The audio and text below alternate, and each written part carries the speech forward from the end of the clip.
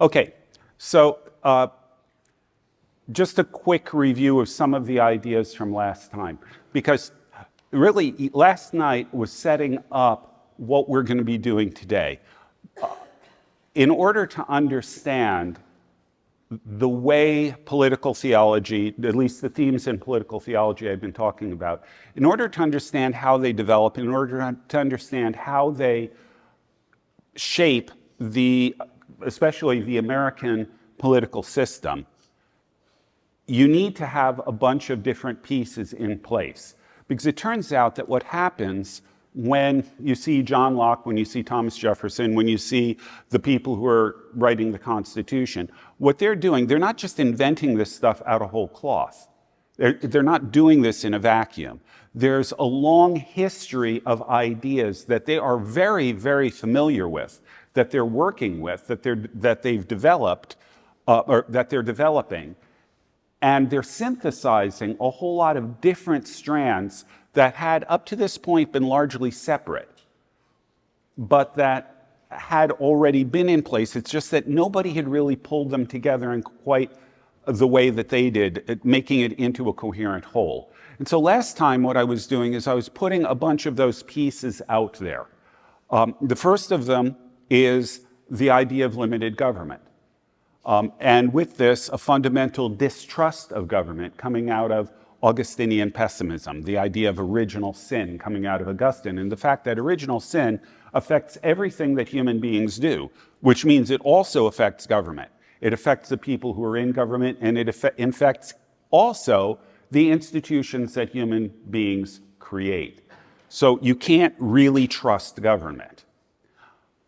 Countering that, we have the influence of Aristotle, the Greek philosopher, who says, well, you know what? Government can perform positive functions.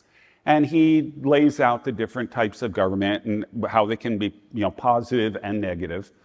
And that also helps shape and influence things.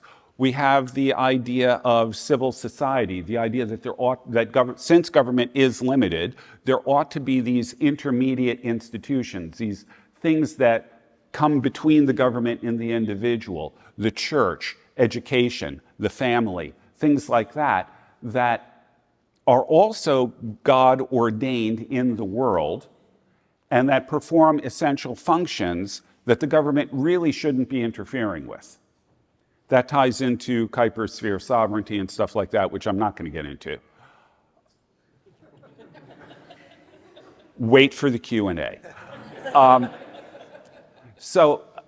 But then along with that, we have this idea developing separately of unalienable rights. Where is it that there are rights that God gives to us that since they come from God, only God can take them away from us? That means we can't take them away from ourselves. We can't give them up, but neither can anybody else take them from us. And the three of them that are identified in the Middle Ages, and actually some of them going back even to Roman legal theory, are life, liberty, and property. We'll be seeing those again. And then along with this, we talked about the fact that there's this tension between church and state. There's sort of a tug of war through the Middle Ages over, since the church is a separate institution from the state, unlike pretty much anywhere else in the world, how do the two of them balance? Where is the line drawn between the two? If you want a contemporary example of this, we're in a modern secularized world where this idea seems normal to us. But if you go, for example, to Islam, Islam operates in a much more traditional way of understanding this, because in Islam, there is no distinction between mosque and state. There is no distinction between religion and government. The two of them go hand in hand. And this is actually the way it was in most of the world for most of history. Christianity is the thing that changes that. Okay, so those are some of the ideas we talked about last time. We need to move out of the Middle Ages into what historians call the early modern period, which starts, with the Renaissance, but even that's a problem. So it starts roughly 1500. We're really going to start with a guy named Martin Luther. So the slide here, that's Brother Martin. Now, the situation we're facing in 1500 is that although church and state are in principle different institutions, And although we still have tension between the two of them, I mentioned last night, for example, in 1526, 9 years after the 95 Theses, when Charles V, the Holy Roman Emperor, is busy trying to get rid of Protestantism in the empire, he actually has a war with the Pope. And imperial troops will occupy the city of Rome and take the Pope, make the Pope his guest. Actually, his general said to him, Charles, do you want there to be a Pope anymore? And Charles said, well, yeah, of course, we still want there to be a Pope. We just want him to do what we want him to do.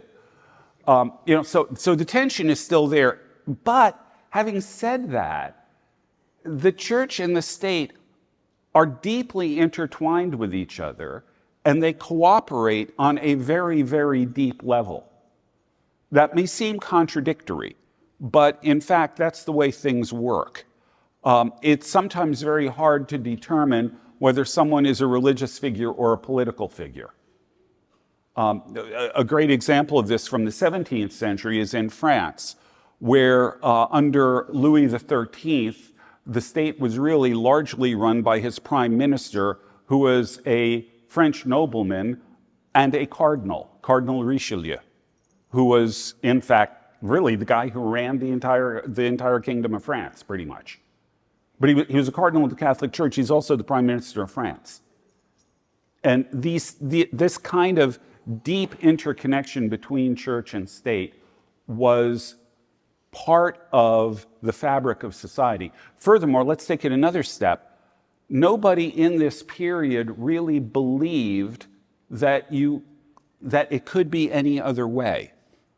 None of them really believed that it was possible to have religious pluralism. Because you see, religion is so important, it is so fundamental to human life, that they believed that a disagreement over religion would do one of two things, or maybe both of them. First of all, it might very well invite the wrath of God if you're tolerating heretics. But secondly, those heretics are going to be threatening the souls of the people in your kingdom. And I suppose we add a third here.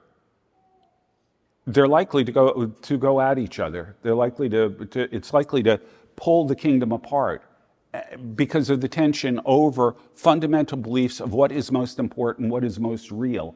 And the net result is, the fear is that the ideological differences, and I'll use the word ideological here to connect it to the modern world, the ideological differences, or in their case, religious differences, would be such that it would polarize the society to such an extent that it would pull apart. Think about the applications on skip religion, think about it ideologically today. Okay. That was the fear. So nobody believed you could have religious pluralism. So even though there's tension between the institution of the church and the institution of the state, there's a firm belief that you must have a uniformity in religious belief and religious practice, however much tension there may be between the emperor and the pope. Okay. Now, having said that, there's another problem here. There are problems in the church. And when I'm talking about the church here, we're talking about the Catholic Church. What do I mean by there are problems? Well, pretty much the entire Catholic Church was shot through with problems from the top to the bottom. Let's start with the top, the papacy. Just as a simple example, consider the Borgia family, one of the prominent families that held the papacy for a while in Rome. Now, the Borgias, actually Borja originally, it's a Spanish family.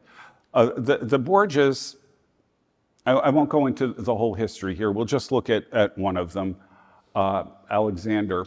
That was his papal name. I forgot the number off the top of my head. But Alexander, the situation was that you have the city of Rome, you have the kingdom of Naples to the south, you have various other states in the north. Italy at this period is a geographic term, it's not a political term.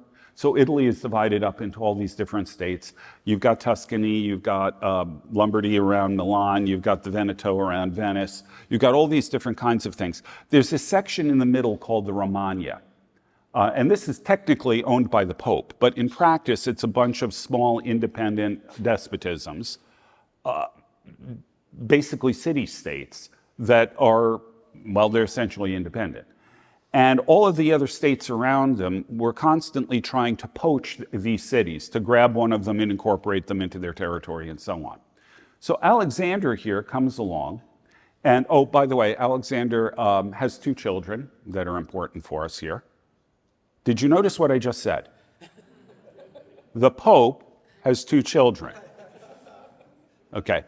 One of them, a daughter by the name of Lucrezia Borgia. Lucrezia's, she had 2 husbands, both of whom died in suspicious circumstances, and it was believed that she poisoned them. And so Lucrezia Borgia is almost proverbially a poisoner.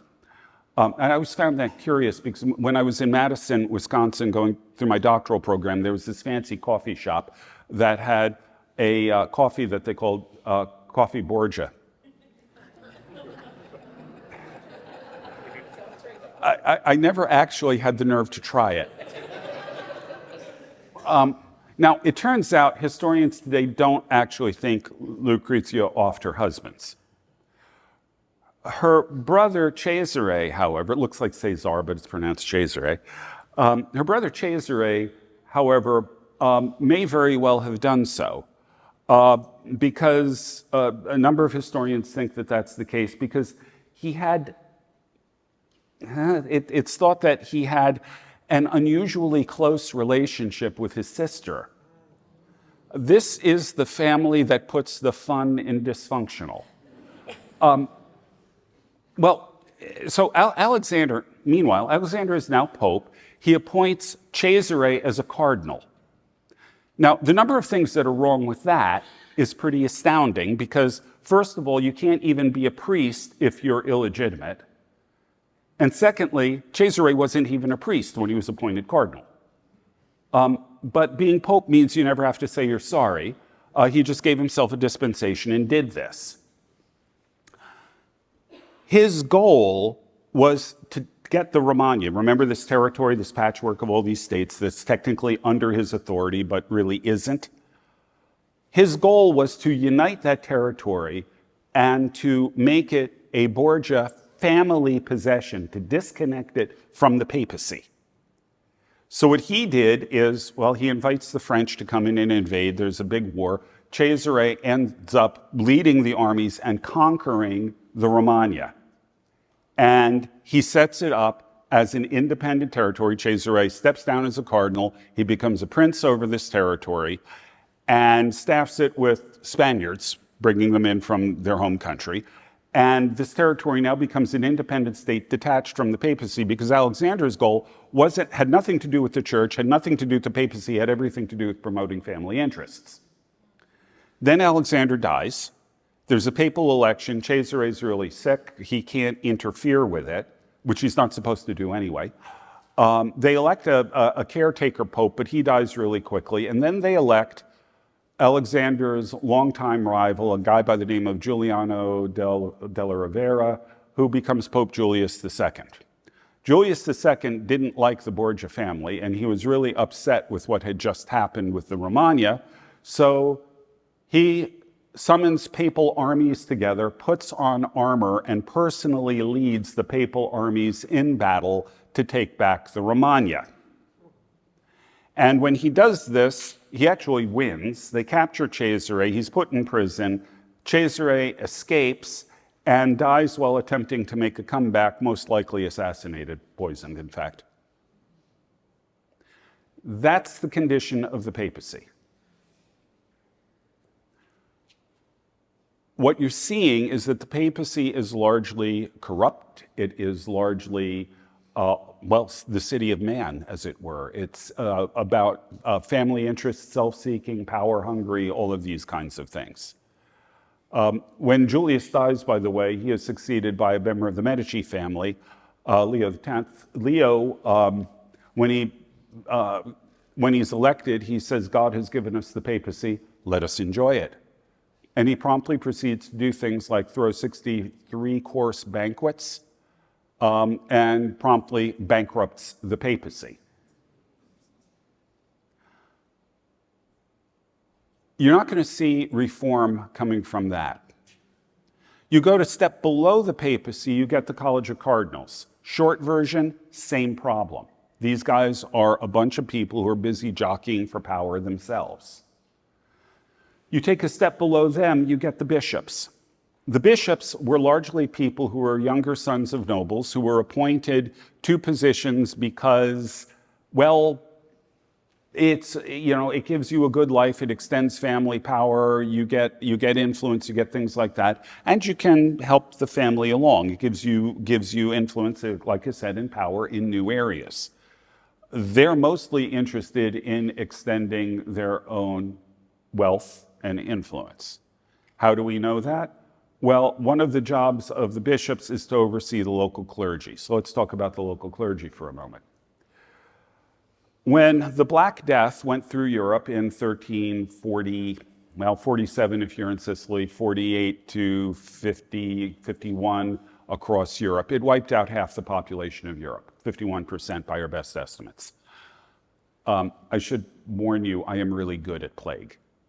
Plague is the thing I was probably best known for on campus.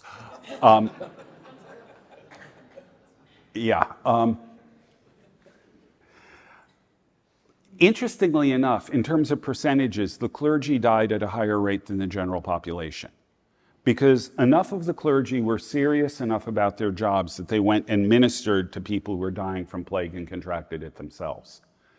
The church thus needed to find a way of filling the gap in personnel, so the standards for the clergy were lowered. And what ended up happening is by 1500, you have a lot of people who are frankly illiterate joining the clergy. They don't understand the words of the Mass that they're chanting in Latin. They learn it by rote. There's actually a word that you can find in an unabridged dictionary, mumpsimus, that if you look at the definition, what it boils down to is it's a word said by a confused priest. Because it's not actually a Latin word, but it sounds like a Latin word, then it was a frequent mispronunciation. It's literally in the dictionary. I'm not joking about this. On top of that, well, in the Catholic Church, priests can't marry. A lot of priests actually, they couldn't marry, but they had concubines, live-in housekeepers. And this was a very common thing. And what would happen is every year the clergy would have to go, the priests would have to go before their bishop and give an account of their particular parish. And so the priest would say to Father John, are you still living with Mary? And Father John would say, well, yes, I am. He says, okay, well, you know what the fine is. Bring it into the treasury. And next year, just remember to bring it with you. We have the account books of these bishops. And there is actually a column in the account books for fines for priests who had concubines. The bishops actually encouraged the priests to do this because it gave them another source of income. It's called diversification. Now, this isn't to say that everybody's corrupt. There are bishops out there who are interested in trying to correct the problems in their diocese. And so they would send out visitors, as called visitations. They'd send out people to check what situation in the diocese. And so they go to Father John's parish, and they find out that Father John is sleeping with Mary. They may even have children. By the way, Desiderius Erasmus, the great humanist reformer, was the illegitimate son of a Dutch priest. Okay, so they go to the diocese and they find this out, and so they talk to the people in the diocese and they say, did you know that Father John is sleeping with Mary? And they say, what do you think we are, stupid? Of course we know that. And they say, did you know that this is against canon law? And they say, well, will you repeat the question? What do you think we are, stupid? Of course we know that's against canon law.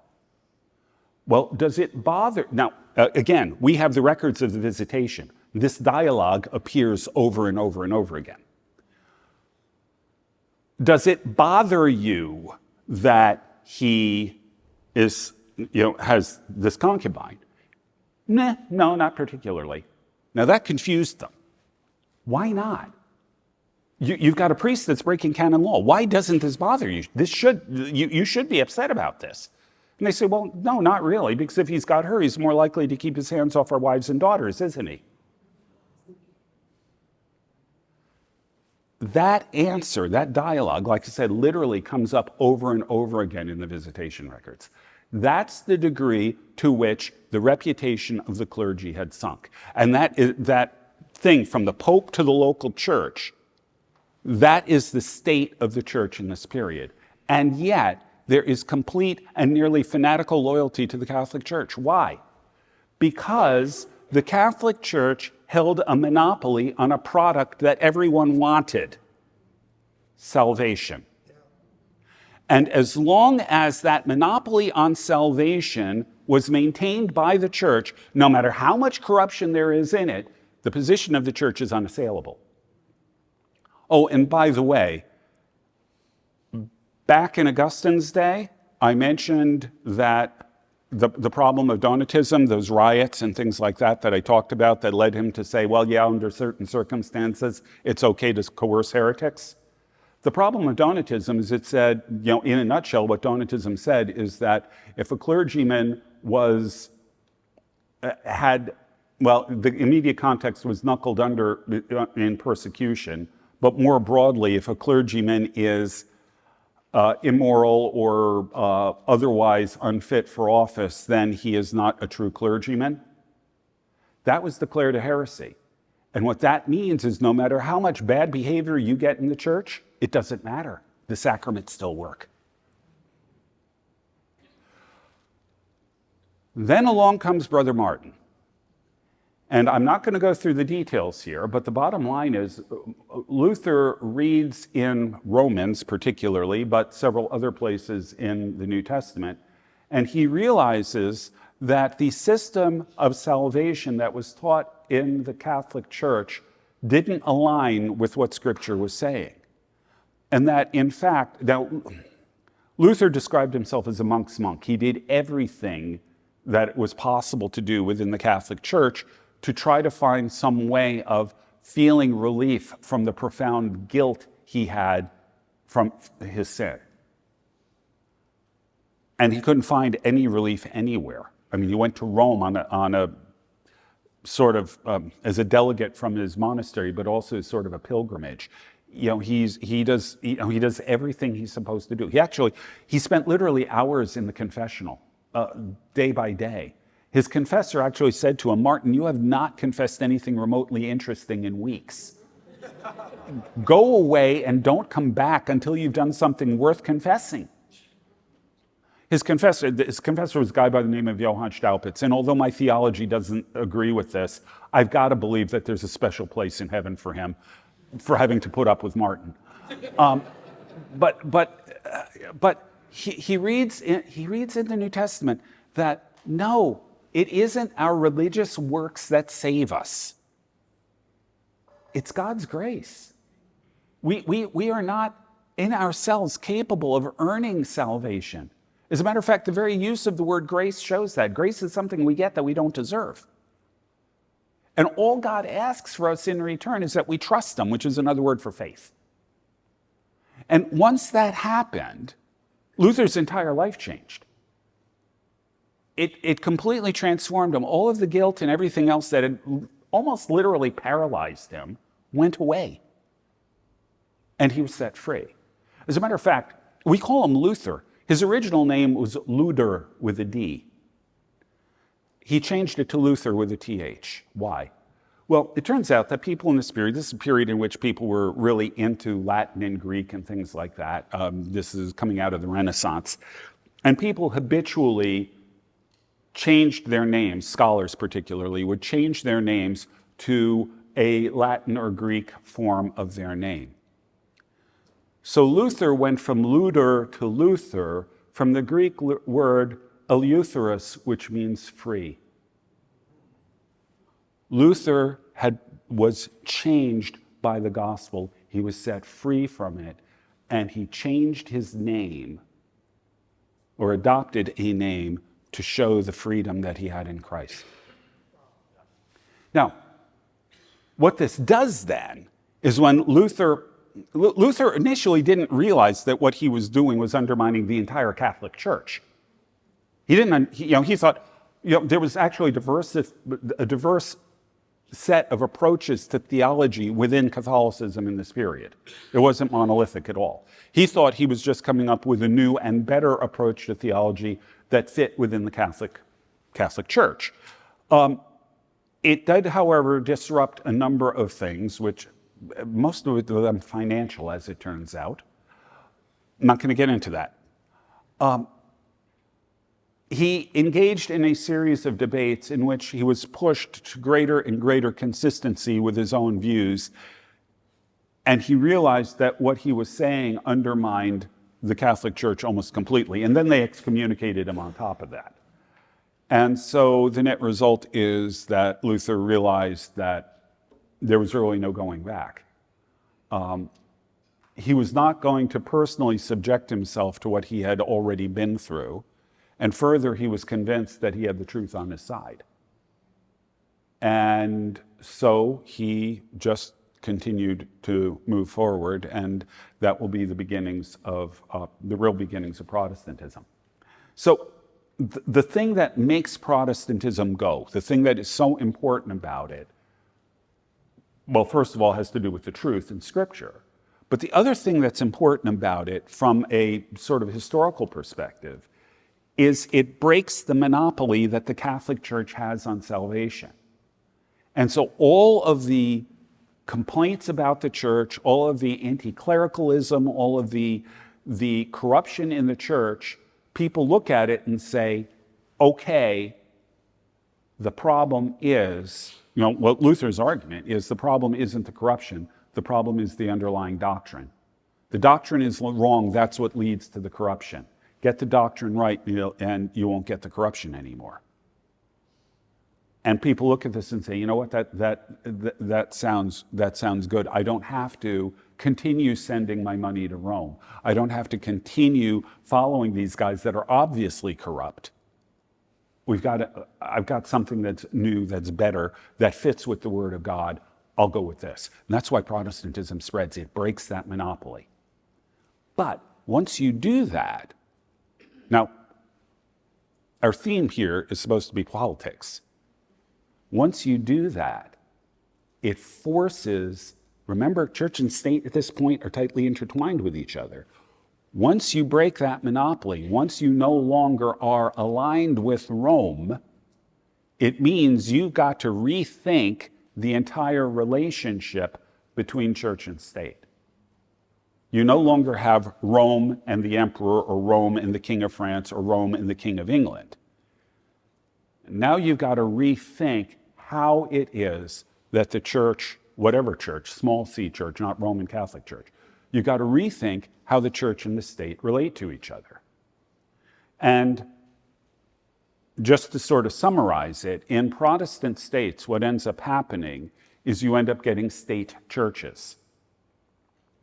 In Lutheran areas, you will have a state church that is built around the structure of the state itself. So Lutheran churches tend to develop in territories that are run by various forms of princes. They may have different titles. It might be a king, it might be an elector, it might be a duke, whatever. It's essentially a monarchical structure. So what you get in those churches is churches that are set up on a monarchical structure with bishops. Okay. In city-states, which are republics, like Geneva, you get a church that's set up in a republican fashion, built around councils. You get the Genevan consistory, and alongside of that, another council called the Venerable Company of Pastors, and so on. That will be typical in city-states. In England, of course, it's a monarchy, so you have bishops. It aligns that way. As a matter of fact, when the Puritans wanted to set up a Presbyterian church, which is a Republican form of government, when the Puritans wanted to set up a Presbyterian church in England under James I, James' response it was, no bishops, no king. The idea is that if you get rid of bishops in the church, if you establish a Republican principle in the church, it's going to undermine the argument for monarchy at that level.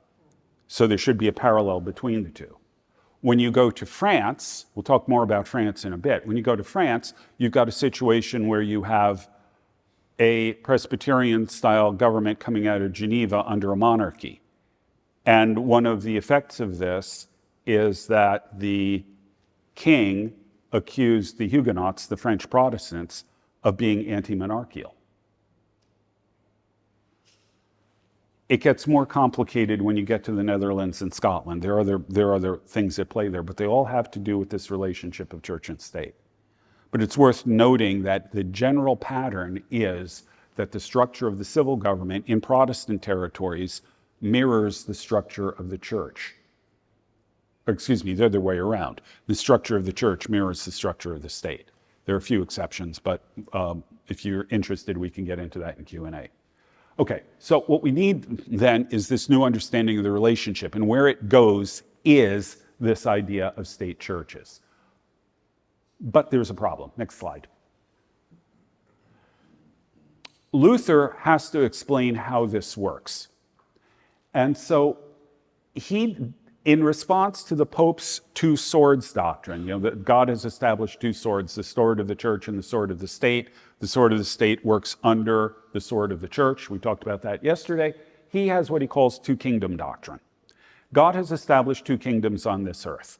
The right-hand kingdom is the church. The left-hand kingdom is the state. Both of them are kingdoms established by God.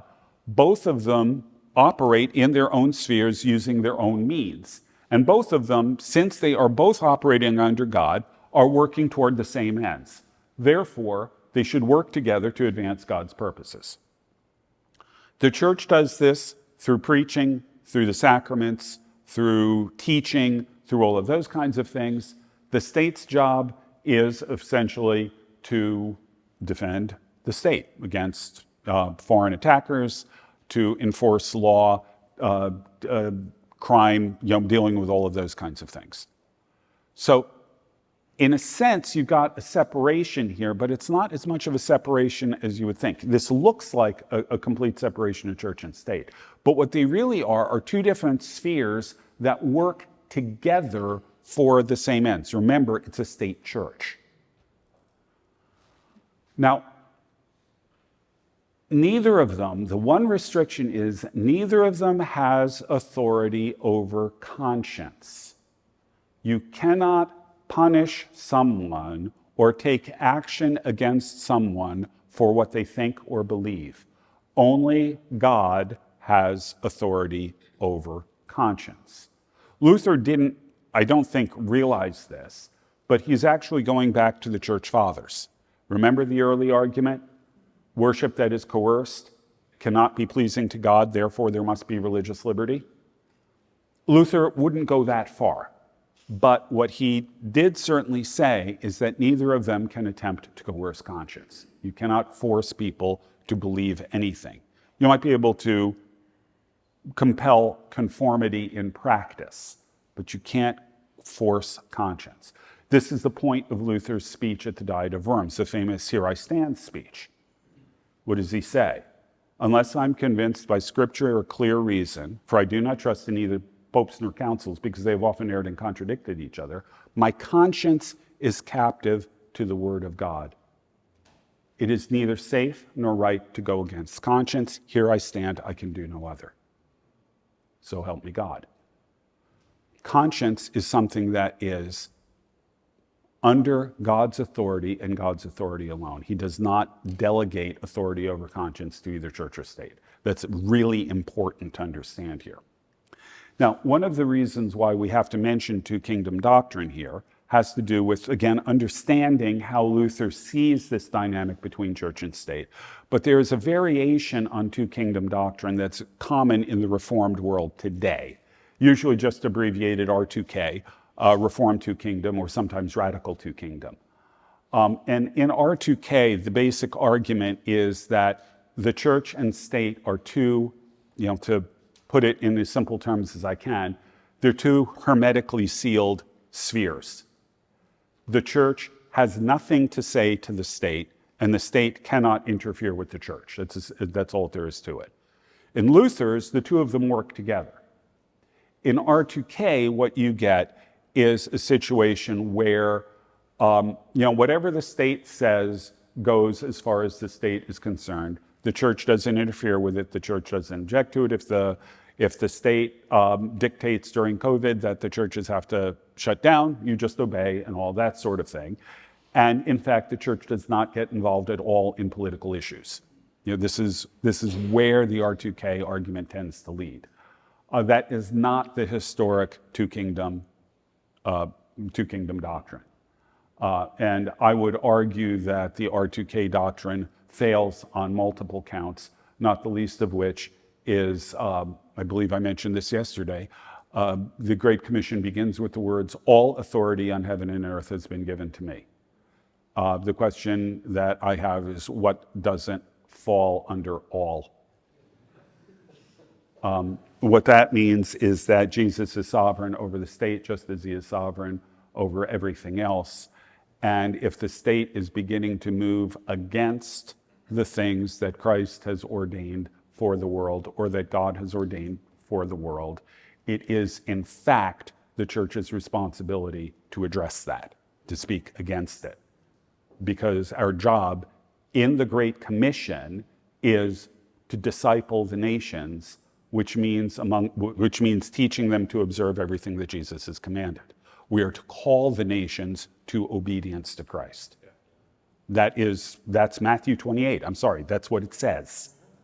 So I think that this variant, the R2K variant, the way it tends to go, really doesn't take into account what that says. Now, we'll probably have to talk about Romans 13 a bit later, but we'll get to that. Okay, so that's Luther on church and state, and particularly the two-kingdom doctrine, what it originally said and where it is being, I would argue, misused today. Let's go to the next slide. Now, here's the problem. The Holy Roman Emperor, Charles V, whom I mentioned before, doesn't like the Protestants. And he does not want, he believes he has to have a Catholic empire. He believes it's God's calling to him to have a Catholic empire. And he doesn't like the fact that there are a bunch of territories, a bunch of principalities within the empire that are following someone that the church has excommunicated and declared to be a heretic. He thinks this is really bad for the empire. And so he wants to shut down Protestantism altogether. Now, the problem for Charles is that he is facing external enemies. He has a war with the Pope that I mentioned before. The Turks on the east are busy encroaching on his territory and actually attacking him. France on the west. The French and the Germans don't exactly have a long history of friendship with each other. And there are a number of very specific issues related to the Valois family in France and the Habsburg family, which is Charles' family. There's some very specific issues that cause tension between them. So he's at war with France, he's at war with the Turks. Sometimes he's at war with France and the Turks allied with each other. So he's got all kinds of external problems. He can't afford to have a divided empire right now. He can't afford to deal with the Protestants. Nonetheless, the Protestants look at this situation and say, when things settle down, Charles is going to come after us. And what he is going to do, most likely, is he's going to try to pick us off one at a time. And what that means is we need to set up NATO. We need to set up a defensive alliance so that an attack on one of us is considered an attack on all of us. And this is then called the Schmalkaldic League, after the town of Schmalkalden, where the league was established. The original picture was a bit larger, but that's the original charter of the Schmalkaldic League. Those are all the seals of the different states. So this is a defensive league basically against the emperor. And they put this together as a way to defend Lutheran ideas within the empire, and they come to Luther and they say, Martin, we've done this to protect the reform, to protect the true gospel. We want you to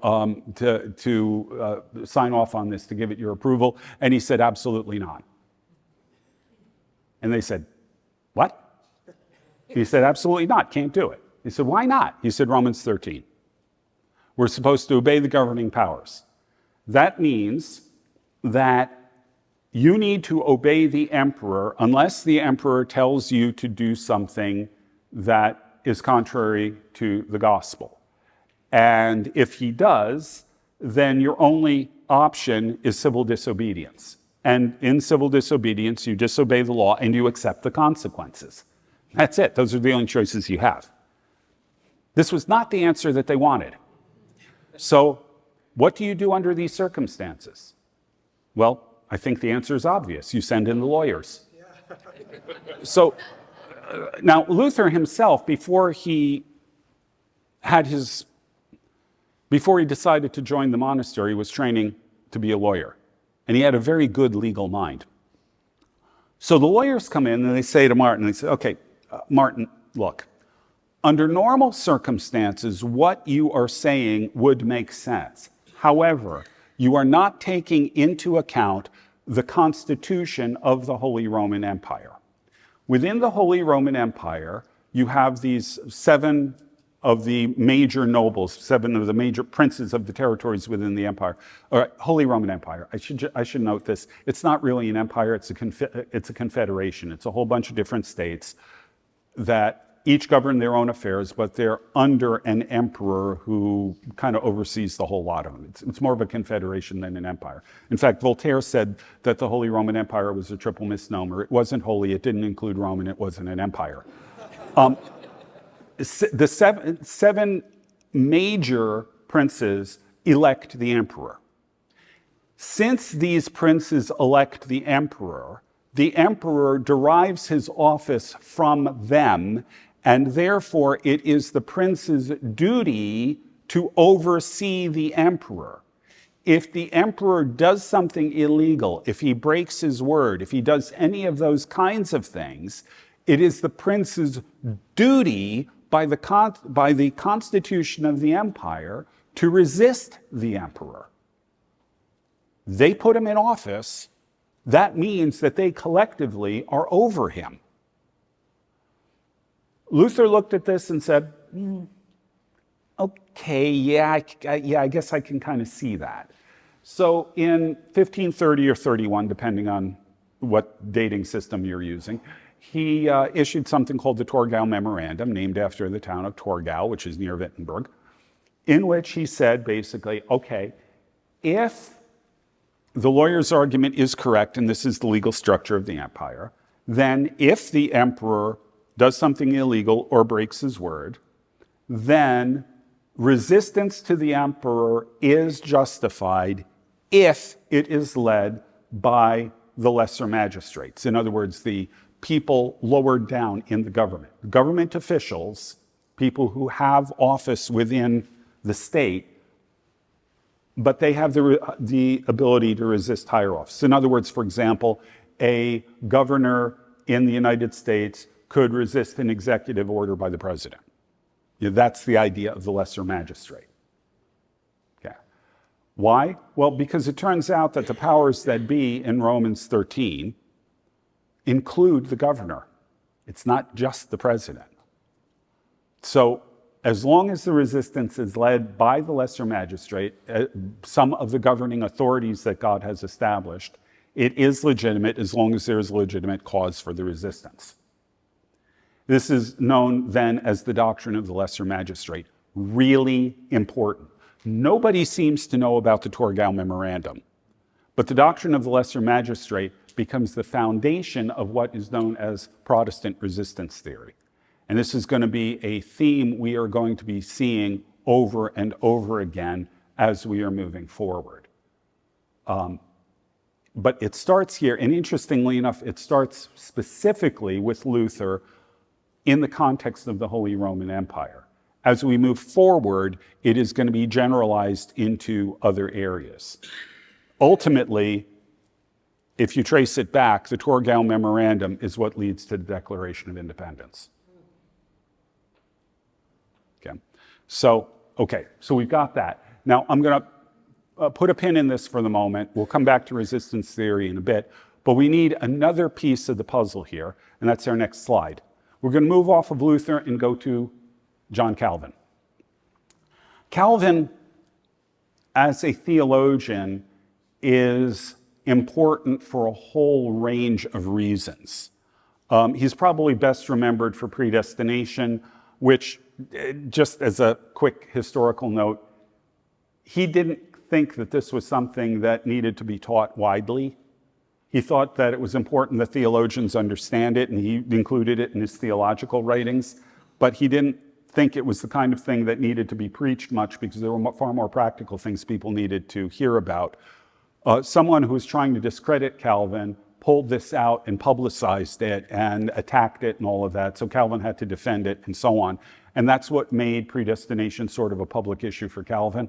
It isn't the center of his theology. Arguably, though, so despite the fact that everybody thinks of predestination in connection with Calvin, arguably his most important contribution has to do with institutional structure, how a church should be organized. And in Calvin's case, he is going to build his understanding of church structure largely out of Scripture. He's going to argue that there are 4 basic offices in the church. We usually only remember 3 of these. The first of them would be the pastor or the minister of the word, whose unique job is preaching and the sacraments, administering the sacraments. The second office is the elder. There are 2 kinds of elders. The pastor is also an elder. The elder's job is overseeing the life of the congregation in the sense of trying to ensure that people are living a Christian life. So the elders would deal with, they were scattered around Geneva in different sections of Geneva, and they would make sure that, well, for example, if there were disruptions, if a husband and wife were quarreling to such a degree that it became a public scandal, as it was put, they would go in and try to reconcile the two with each other and calm things down. They would just look at sort of the public morality in their area and try to ensure that Genevans in general were living an upright life. And if there were problems, they would be brought before the consistory for church discipline. So that was the elder's job. Pastors were involved in that as well. So that's your second office. Your third office was what they called the doctor. This is one that drops out pretty much everywhere. The doctor was responsible for teaching. Calvin initially sort of thought of them as expert theologians that you could consult on theological matters, but more broadly, they were teachers in anything from elementary school all the way through seminaries. Like I said, that one largely drops out. And the last one was deacons. Deacons were responsible for social welfare within the community, making sure that widows and orphans were taken care of, educated for the widows. People who were injured, couldn't work, would be fed, that kind of thing. Also overseeing the sick, care for them. So that ends up being arguably Calvin's biggest contribution. It establishes a system for church government, like I said, that he believed was drawn from Scripture. That ends up being extremely influential. It's the first distinctively Protestant form of church government. But he also, in the process, establishes an idea of the relationship between church and state, because Calvin was very clear that there are certain things that the church is responsible for that the state cannot interfere with. And there are things that the state is responsible for that the church can't interfere with. So you have a kind of separation in church and state. This is not something that people really recognize very often. There's a kind of separation in church and state that is much clearer in Calvin than it is in most other reformers in this period. There is a section of overlap, however. And in the overlapping section, where it falls under both state jurisdiction and church jurisdiction, church and state are to work together. Thus, on the consistory, the body of elders, you have the pastors on the one hand, you have the lay elders on the other. The lay elders are all drawn from the various councils in the church, in the state government. So it's a mixed church-state thing because public morality is a concern of both the state and the church. Similarly, social welfare, it's both a church-state function. So where they overlap, both are involved, but there are sections that the church does by itself and that the state does by themselves, and there's no interference between the two. So it's actually very much a move toward a more clear-cut separation between the functions of the two. But in any event, when we're dealing with secular government, Calvin looked to Scripture to find an understanding of how secular government ought to work. And what he did is he went to Exodus. In Exodus, God establishes himself as king over Israel at Mount Sinai. And how does he do this? Well, he comes out with the law and all of that, but he sets up a covenant with the people of Israel. And the foundation of God as king over Israel is this covenant that he establishes with the people. And when he establishes this covenant, it's interesting. He asks them 3 times, excuse me, he asks them 3 times, do you agree to live by this covenant? Do you agree to this? And 3 times the people say yes. First time, God says, nah, you're not going to do it. Are you sure you want to do this? And they say yes. Second time. He says the same thing. They say yes the third time. And God says, okay, we're done. And that ratifies the covenant. Now, what Calvin draws from this is the idea that proper government is a covenant that exists. It should be in covenantal form.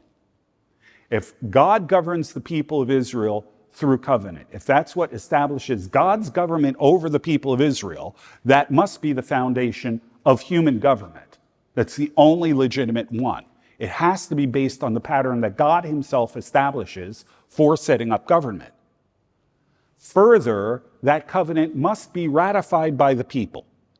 If God didn't impose his rule over the people of Israel by sheer force, by just simply dictating this is how it's going to be, if he required of himself that the people agree to the covenant, then covenant must be based on consent of the governed. So that was Calvin's conclusion on the basis of what he saw in Exodus. And for him, this is the foundation for all proper human government. This is frequently referred to as Calvinist contract theory. Misnomer. Contract is a secularized version of covenant. It should be covenant theory. And that's the term I will use until it switches with Locke.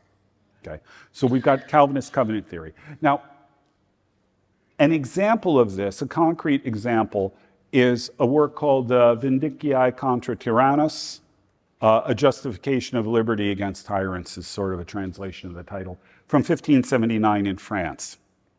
We'll talk about the context when this came up later, but in the Vindiciae, what he argues is that, the author is anonymous. It's written under the pseudonym Junius Brutus. That's not the guy's name who really wrote it. There are theories, there's a probable author, we don't need to worry about that. The argument goes like this. The way government is set up is first, there is a covenant that is set up between God on the one hand and the king and the people on the other. So God sets up this covenant in which the king and the people agree to abide by God's law. Okay? And this is not the details of the Old Testament law. They agree to follow God's directives in terms of how things should be, life should be lived, is what it comes down to. There's a fundamental covenant there between God and the king and the people, God and the nation, as it were. There's a second covenant that exists between the king and the people. That covenant determines the form of the government, how it's done, the laws, all of those kinds of things. So the first covenant between God and the nation, the king and the people, is one covenant that establishes the nation itself and its relationship to God. The second one is between the king, it's in a monarchical system, between the king and the people that dictates the terms of how the government is going to be run. Okay, so we've got two covenants there. Now, he does at this point draw an analogy to contracts. If you are in a contract with someone and that person breaks the contract, you are no longer bound by the terms of that contract. In the same way, if the king breaks either of these covenants, if the king breaks the covenant with God, or if the king breaks the covenant with the people, then resistance to the king is justified. You are no longer bound to that covenant that was established there. However, that resistance needs to be led by the lesser magistrate. We are still in the context of resistance by the lesser magistrate. So what we see in the Vindicii is an example of bringing together Calvinist covenant theory of government, how governments are established, this covenant theory, with the resistance theory coming out of Luther. This is going to be an important step. The Vindicii, it turns out, was an extremely influential document on people you may have heard of, like John Adams and Thomas Jefferson, and a number of the other American founders. We know that they read and they studied this. They cite it, in fact, in their writings. We know it was in their libraries because we got their libraries. In fact, there's an edition, I did the intro to it, there's an edition of the Vindicii, an English translation by Canon Press, which they did because it was public domain. And it's actually the translation that Adams and Jefferson used. So if you're interested in this kind of thing, you can actually get hold of it. It's readily available today. So what we see here is the union, like I said, of Calvin. Calvin has this covenant theory, but with the Vindicii, and there'll be others as well, but the Vindicii is a great example of this.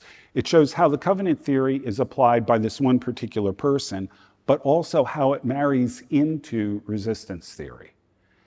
And what we're going to see as we move forward is the same kind of marriage between covenant and resistance all the way through, frankly, leading all the way up to the American Revolution.